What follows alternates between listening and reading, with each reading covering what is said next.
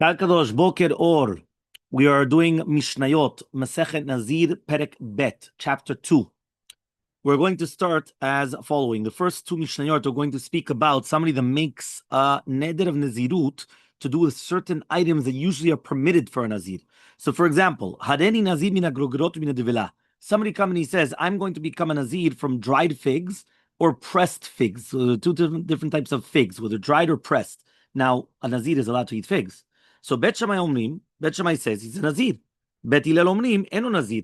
Bet Hillel says he's not a nazir. Now, Bet Shammai says that he's an ordinary Nazir because Ki'ilu, he's not going to speak in vain. So when he said Areni Nazir, it's a Nazir. We split it up. And then he tried to retract it by saying, by the way, Grogorot and Devila, but it doesn't help. So therefore, he becomes a Nazir.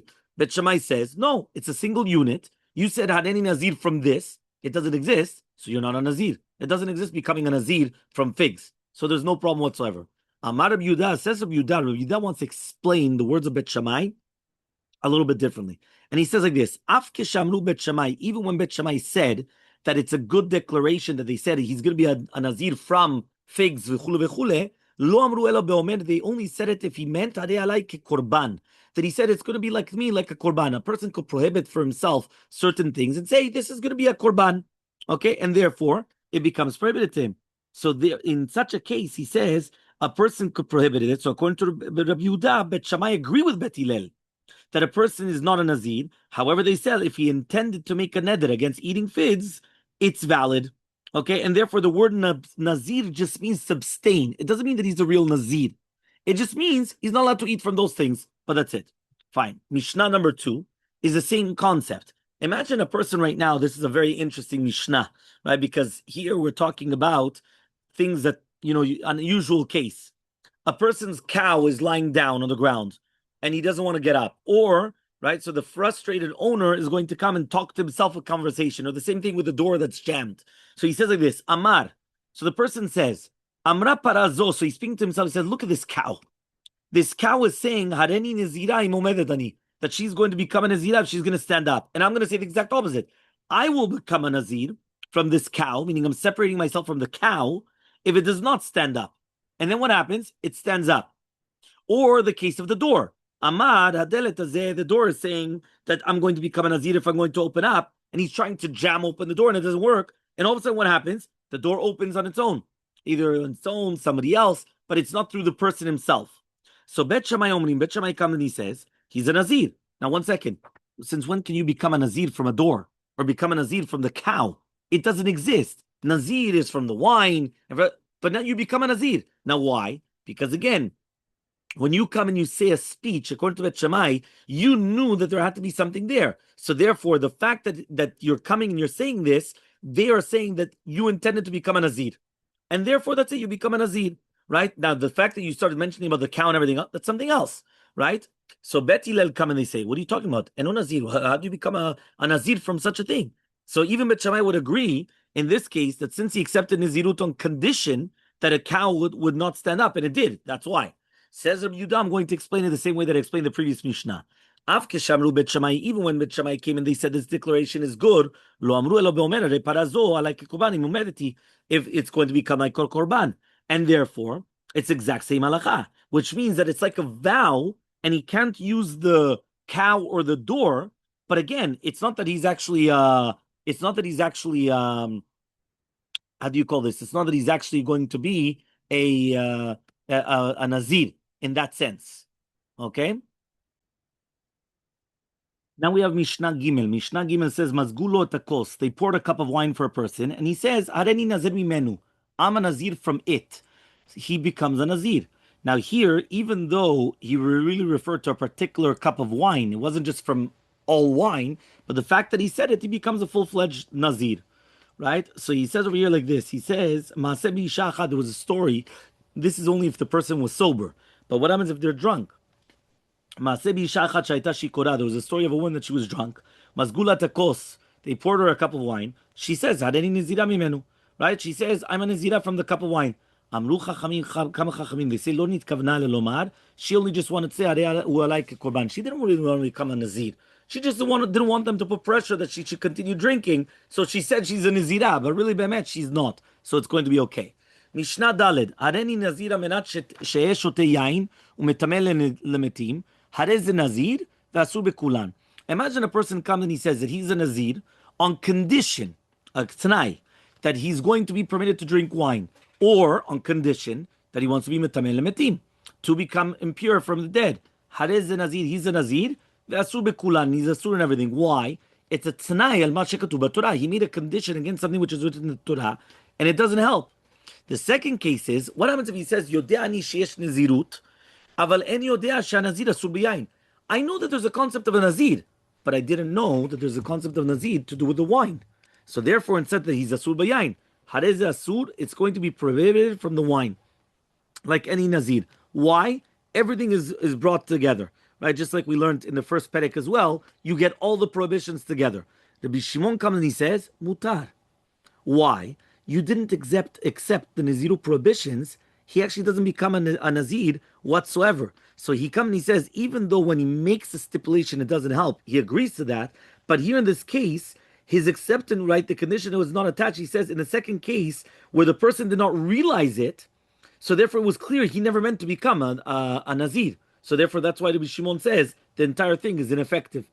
What happens if he says, though, this is a third case now, yeah, יודע אני שהנזיר אסור ביין, אבל סבור הייתי שחכמים מתירים לי. He says, I know that it was prohibited to drink wine, but I thought the rabbis would permit me. Why? Because they know I can't live without it. מפני שאין אני יכול לחיות על ביין. I could only live with wine. Or, שאני קובר את... That's his job. His job is to dig for the metim in order to dig the kvarim, the how do you call this? The burial plots for them. So harei ze mutar is going to be permitted. Why? Because at the end of the day, it's automatically void even without asking them to do it. Because basically, since everyone knows that he can't live without it, it's void. Rabbi Shimon says, no. You have to actually ask in order to annul it. They could annul it. Because here, basically, the person was making a vow. He was becoming a Nazir, but he was going to do like a Tarat Nedarim. But the Tarat Nedarim, the machloket here between the Tanakam and Rabbi Shimon is, according to Rabbi Shimon, you actually have to do that Tarat. You have to actually ask the rabbis. According to the first Shita of the Chachamim, they come and say, no, automatically it's annulled because you know it's not going to stand. The next Mishnah is what happens if a person accepts upon himself a Nazir and to help out another Nazir. So Mishnah Hey says, number 5, Hareni Nazir, Falai Legaleach Nazir. So he wants to become a Nazir and he wants to be Megaleach to do the hair cutting and everything, to shaving of another Nazir, which means he brings the offerings, the korbanot of another Nazir. Shama Chavero, his friend hears it, Ve'amar, and he says, Va'ani Falai Legaleach Nazir. I'm also going to do the same thing. I'm going to become a Nazir and I'm going to be Milech. If they're smart, they pay for each other. So therefore, megalchim zeh. If they're not smart, megalchim nezarim yachirim, they have to do other nezirim. Halacha number 6, right? What happens if you say you're going to be megalech half of a nazir? The friend comes and he says the same thing. So he says each one has to do a nazir shalem. Why? According to Shitat Rabbi Meir always says that there's two statements. Right? I take upon myself to shave, which means that's a full nazir. And then the second statement is chetzi nazir, the second one. According to Rabbi Meir, since they're contradictory statements, we always go by the first thing that you said. And therefore you have to do a nazir shalem. Chachamim come and they say, no. The second part was actually explaining the first part, and it's all single unit. So therefore, each one only has to come and pay for half of the nazir's offerings. Mishnah Zayin, number 7. Hareni Nazir l'chshiyeh ben. A person is he wants a child, he wants a boy. So he says he's going to become a Nazir when he has a child, when he has a boy. No lalo ben, he has a boy, he has to become a Nazir. What if he had a girl? He said he wanted a boy. If he has a girl, or a tumtum and riginos, tumtum means that it's covered, so you don't know the gender of the child, or and riginos, which means androgen, which means that he's got both. Okay, so he says, Eno Nazir, he's not a Nazir. Why? He wanted a boy. Imamar, but if he said that he should have a child, any child, so even if it's going to be a girl, a little bat, he's going to become a Nazir. What happens right now in Mishnah 8? He pila ishto. What happens now? The wife, she had a miscarriage, so it died shortly after birth, right? So they lost the child. So Eno Nazir, he's not going to be a Nazir, even out of doubt. Why? Because obviously, according to the Tanakama, he wanted a child that's going to live. Rabbi Shimon says, yeah, but it's a doubt. We don't know. right? Why? Because when he made this vow, he didn't exclude any case of a safek. So Rabbi Shimon says, what does he have to do now? Yomar, he has to say, Imaya ben kayama, if the child was able to live, so then there's a nazir chova. And if not, and he wasn't able to live, he's becoming a nazir in a dava. The reason why is because you can't just bring, at the conclusion of the nazir, you can't just bring all the korbanot if you weren't a nazir. So you have to make a stipulation if the child was a good child, so therefore he would have had to actually bring a nazir chova. And if not, it's a nazir nedava. What happens now if she gives birth again? So it is a nazir. Now he is a nazir, according to the Tanakama. Because before, since it died, it was not a nazir, it was a pala. Now it is a good nazir. According to Rabbi Shimon, you have to do the same thing again. Why? Rabbi Shimon Omer, because if you right now you had the first one and you used Yitzhak Chovah, it's a problem now. So you have to make another stipulation. Yomad, you have to say as follows: Ima Rishon ben Kayama, if the first child was able to live, so that Rishon Chovah, and this is a nedava. And if the first child was not able to live, the Rishon was nedava, and this is a Chovah, and therefore you're able to bring it. Right? Mishnah Tet, number 9. Hareni Nazir. A person says he's going to become a Nazir.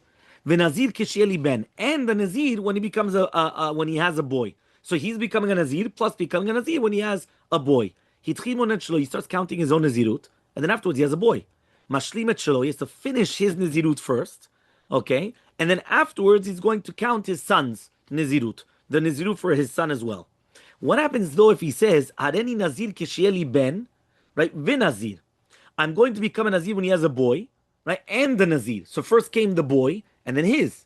So he starts counting his nezirut, and then afterwards he has a child. Maniachet shelo, you have to stop his on the side, and then monet shelo, he has to shel beno, you have to do the sons first. So he's going to count the 30 days of the son first, and then afterwards mashlimet shelo, he's going to complete his own term. So here in the footnote it says, obviously, they only complete the first term if there's going to be the 30 days left, because you always have to have a minimum of nezirut of 30 days. Last Mishnah, Mishnaiot. Hareni Nazir l'chshieli ben v'Nazir me'ayom. What happens if he says he wants to become a Nazir when he has a boy, and a Nazir for 100 days? So it's basically two terms. One, if he has a boy, and the second one, 100 days. So nolad lo ben ad shivim, if he had a boy before 70 days, he didn't lose anything, right? Lo yifsid klum. He didn't lose anything. Why? After he completes his son's nezirut, he resumes his own.